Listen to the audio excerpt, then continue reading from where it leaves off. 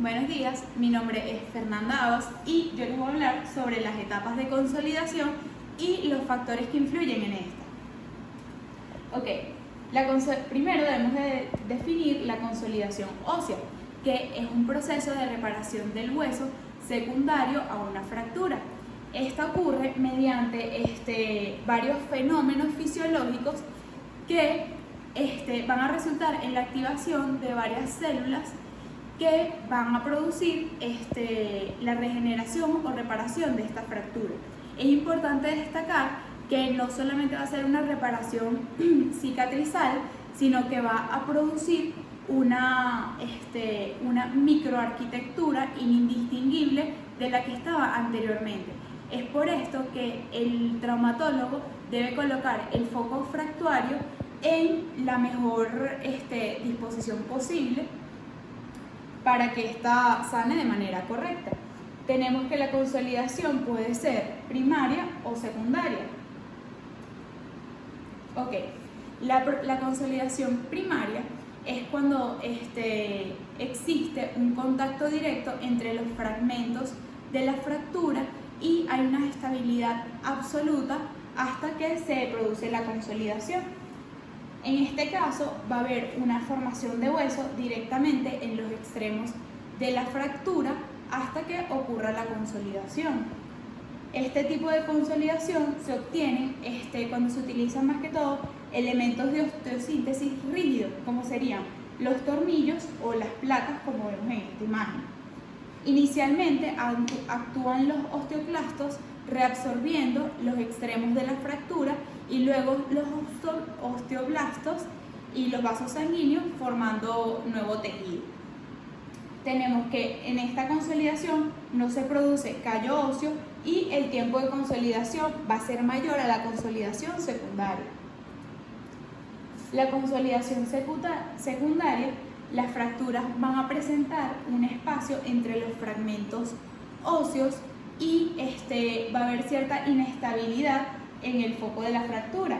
Se produce cuando no hay una inmovilización absoluta de los extremos de la fractura y en esta sí se va a producir lo que sería el callo fibrocartilaginoso o callo blando y luego el callo duro.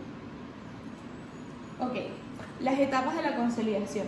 Tenemos que la primera va a ser la fase inflamatoria o la formación del hematoma, como vemos en esta imagen, que es esta. Luego tenemos la fase de recuperación o formación del callo blando y el callo duro, que esta va a comenzar al mismo tiempo. Sin embargo, la del callo duro va a tardarse más. Y tenemos por último la fase de remodelación. Tenemos la fase inflamatoria, que es la formación del hematoma. Esta se inicia apenas se da la fractura y va a estar caracterizada porque va a haber un aumento local de la temperatura, va a haber también dolor, va a haber sensación dolorosa a la palpación en el sitio y puede llegar a presentar fiebre el paciente. Se va a formar un hematoma en el sitio de la lesión y va a haber una necrosis en los bordes de la fractura, que serían estos.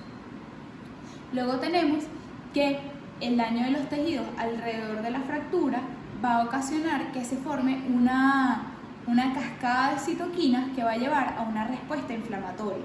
Esta respuesta inflamatoria va a ocasionar vasodilatación, migración y proliferación de los neutrófilos polimorfonucleares y los macrófagos. El hematoma luego es reemplazado por tejido de granulación y los osteoclastos van a comenzar a remover los tejidos necróticos. Tenemos que la baja presión parcial de oxígeno en el sitio afectado va a hacer que se produzca una angiogénesis.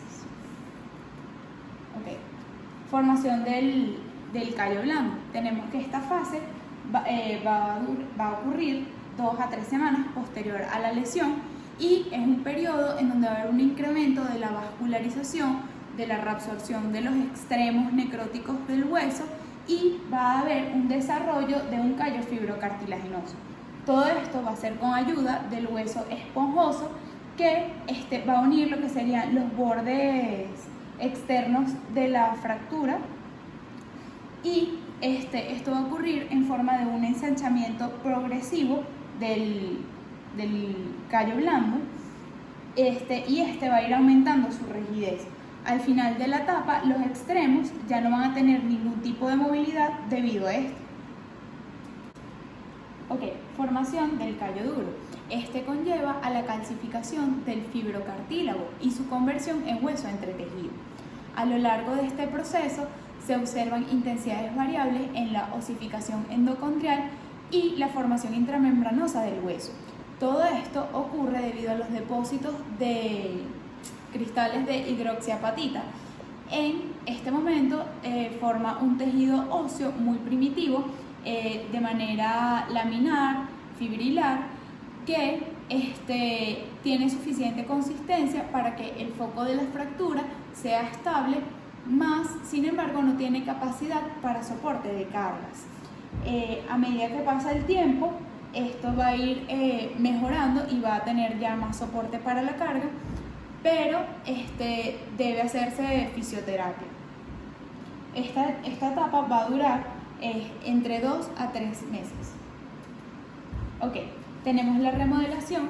Esta es la última etapa del proceso de consolidación y puede durar de meses e incluso años. La remodelación conlleva a la conversión del hueso entretejido débil a un hueso laminar mucho más resistente. La remodelación también va a responder a fuerzas biomecánicas de manera de que en las áreas de mayor estrés mecánico se va a producir una cantidad de hueso mayor. Ok, ahora tenemos los factores que influyen en la consolidación ósea. Tenemos que el principal y más importante es la vascularización, ya que si no hay vascularización, el proceso de consolidación no se va a dar. Luego tenemos factores como las fracturas, que en los factores negativos o que no van a ayudar a la consolidación son el compromiso de partes blandas alrededor de la fractura, el daño perióstico, la baja presión parcial de oxígeno local y las infecciones también es importante, ya que si hay alguna infección presente, este proceso no se va a dar de manera eficaz. También tenemos las fracturas intraarticulares. En los positivos tenemos conservación de partes blandas, conservación del periósteo, alta presión parcial de oxígeno local del paciente. Tenemos la edad adulta, ya que disminuye la capacidad osteogénica del paciente. Tenemos la diabetes, el reposo excesivo o postración. Tenemos la insuficiencia vascular y la desnutrición, porque puede haber una falta de proteína que disminuye la síntesis de aminoácidos. Tenemos que en los niños es positivo por la alta capacidad osteogénica que tiene y los ejercicios, pero de manera progresiva, sin que sea muy rápido o fuerte.